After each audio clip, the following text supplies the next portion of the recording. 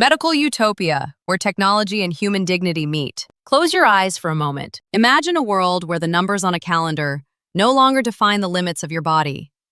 A world where aging does not automatically mean decline. What would life look like then? An 80-year-old walking the streets with the strength of someone in their 20s. A 100-year-old studying a new field, speaking about the future with curiosity. This is no longer a scene from science fiction. It is a question humanity is facing right now. Our society is quietly growing old. Children's laughter is fading. Cities are slowing down. Birth rates are falling.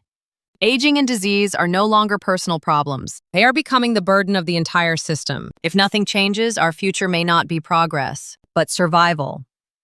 A civilization that resembles one vast care facility. And yet, at the same time, we are standing in front of a completely different possibility. The turning point begins when we stop seeing aging as destiny and start seeing it as something that can be managed, treated, and guided, not a fate, but a condition. The future we are talking about is not one where humans are replaced by machines. It is one where humans are allowed to remain fully human. Technology is not meant to substitute the body, but to sustain and restore it. Arms and legs lost to injury or age are supported by robotic prosthetics, not cold metal, but systems connected to nerves, capable of sensation, as natural as glasses or hearing aids. We have already accepted this. Pacemakers are no longer controversial. They do not make someone less human. They return someone to life. Hearing aids are not symbols of weakness, but tools of dignity. Humans adapt quickly to technologies that help them live. What unsettles us is not technology itself, but the moment when it begins to resemble us too closely. A face that looks human, but isn't. Movements that almost match, but not quite. That discomfort is not fear. It is uncertainty about identity, about boundaries we have not yet agreed upon. But humanity has always crossed these thresholds. Voices through telephones, faces on screens. At first, all were strange. All felt unnatural,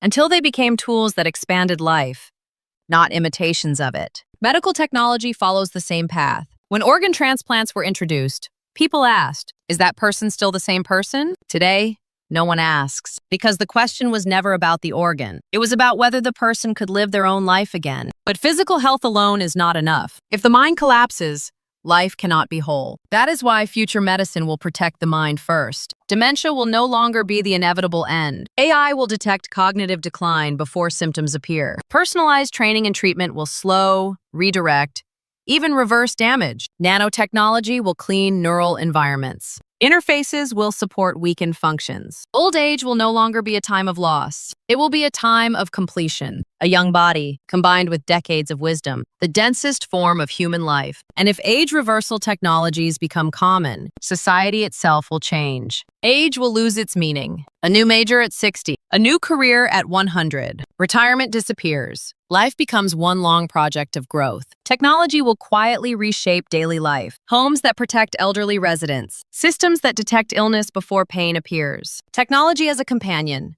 not a supervisor. AI with children is not meant to replace parents. It supports learning. With the elderly, it maintains emotional connection. It does not replace relationship. It preserves them. And this becomes the ultimate test. Does technology reduce humanity, or does it deepen it? If it isolates people, it is failure. If it restores dignity and connection, it is progress. But one question cannot be avoided. If only a few gain access to these technologies, this will not be a utopia. It will be the most brutal class system in history. That is why agreement on direction must come before innovation. Health is not a privilege. It is a right. The goal is not to live longer. It is to live fully. Technology is neutral. Used to replace humans, it becomes dystopia. Used to support humans, it becomes utopia. The future is not decided by machines. It is decided by the choices we make. So let me leave you with one question.